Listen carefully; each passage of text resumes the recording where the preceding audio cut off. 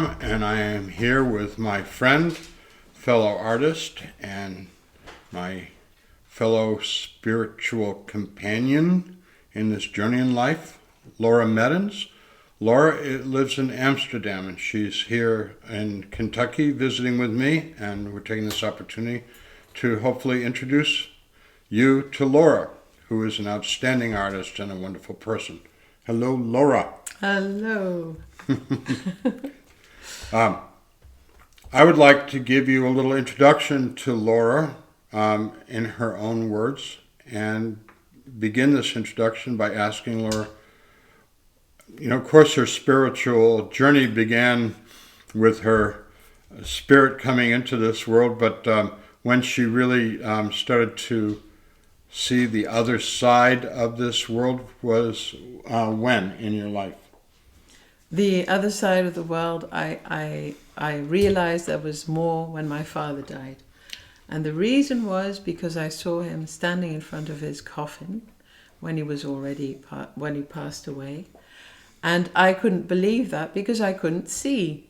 And at the time I could see with my soul and my heart. So it was wonderful.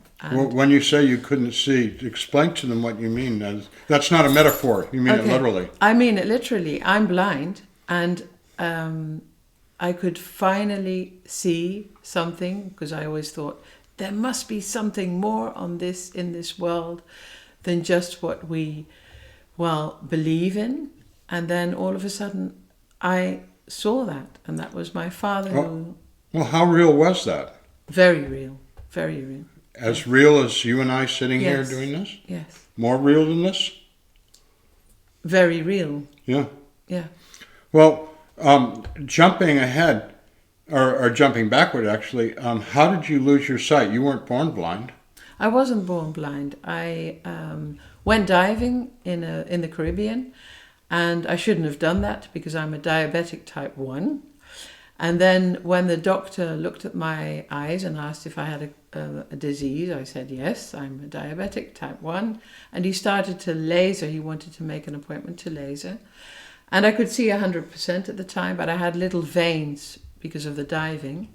And he started to laser, and this was not good because what he wanted to stop started to happen, and it started to bleed, which caused very bad, I'm forgetting the word constantly, it's scar tissue. Yes, scar tissue in the retina, and that caused my blindness.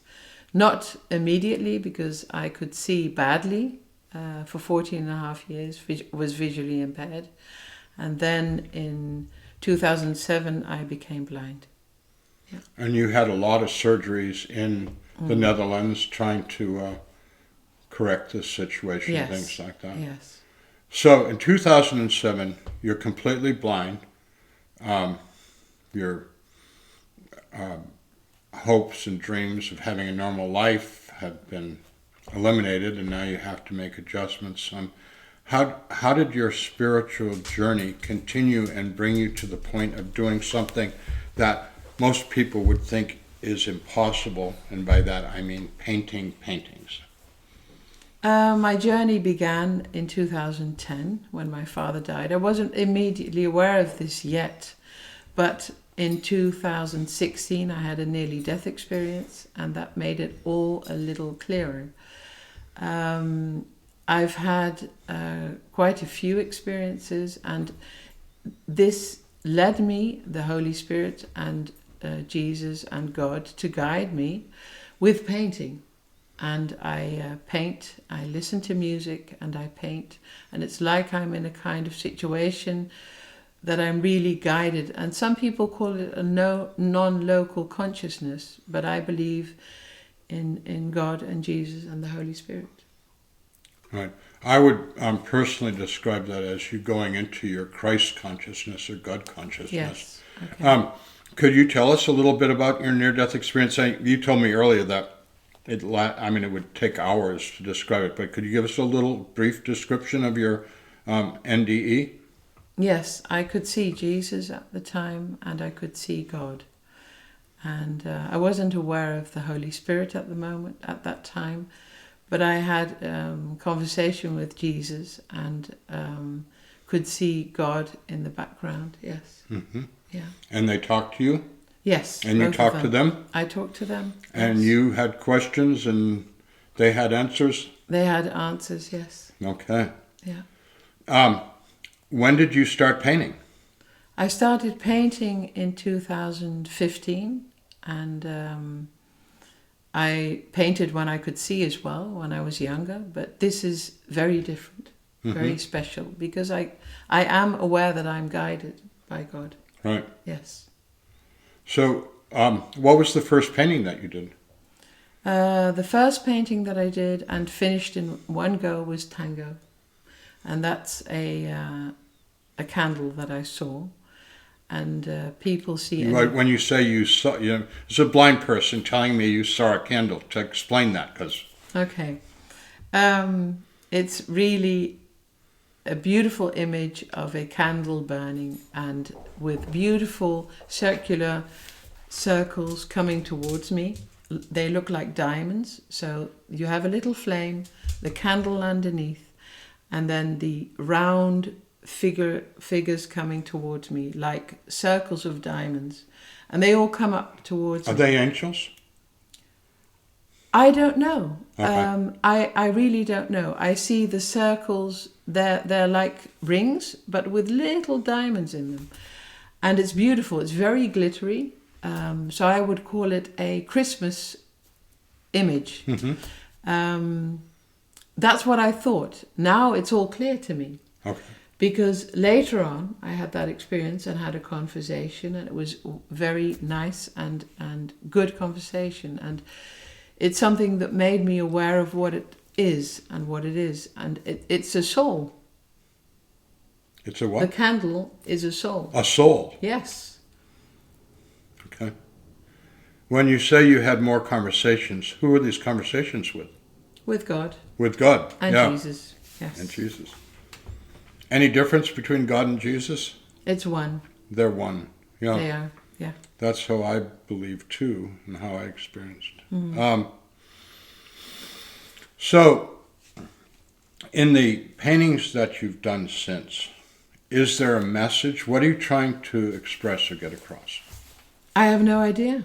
I paint, and apparently beautiful images come onto the painting, and I just enjoy painting what I see through my heart and my soul.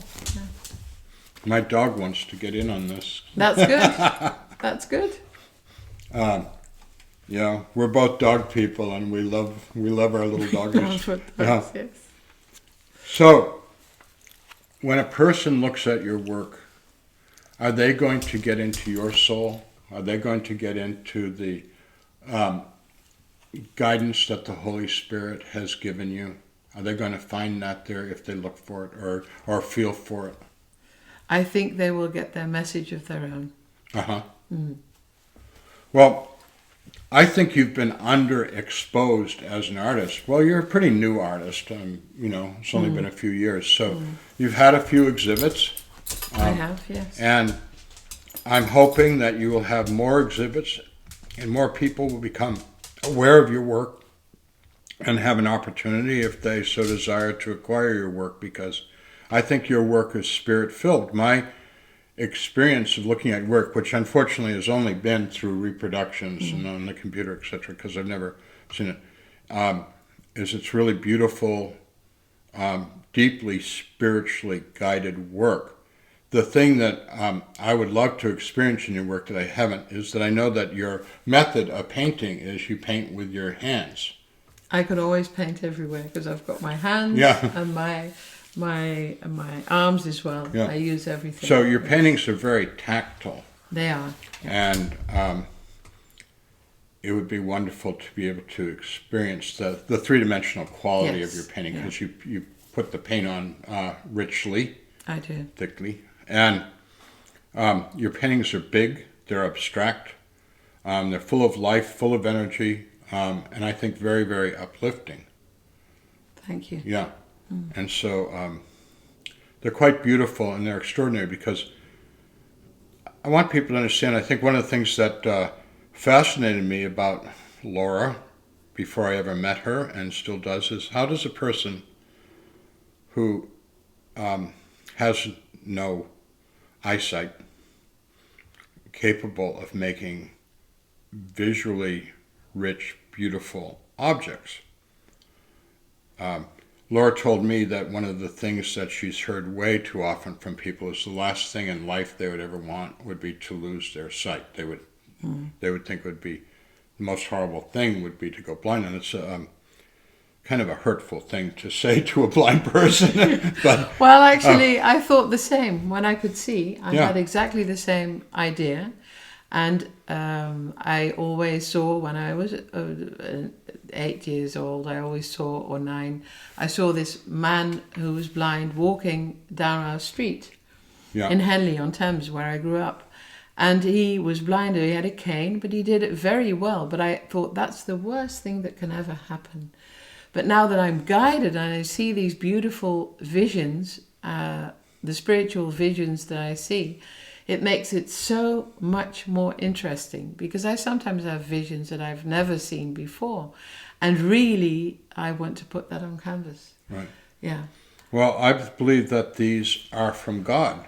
I believe that too. Yeah. Very much, yes. And so if you would like to experience, so I'm not just talking about seeing, but I'm also talking about seeing with the eyes of your heart, with your spirit, experience what Laura has been experiencing from the divine. You need to see her work, and I plan in the next year to see it in person. I hope you will have an opportunity when she has exhibits to see it in person. And I hope that some of you have the ability and the wisdom to want to acquire some of her work when she has an opportunity to exhibit it. Because I believe that although we all know that this world is a cold, hard place, I think that there has to be an opportunity for this kind of visionary art, this extraordinary, it's unbelievable, this kind of art to be put out there for the world to see, to enjoy, and to experience, so that we can all be enriched by Laura's enlightenment. She is truly an enlightened and guided person. So thank you very much for this brief introduction to Laura Meddens, Meddens, and go to her website where you can look at these facsimile reproductions of some of her paintings and get to hear a little more of her story and get to know this extraordinary and beautiful woman. Thank you very much. Thank you, Howard. You're welcome.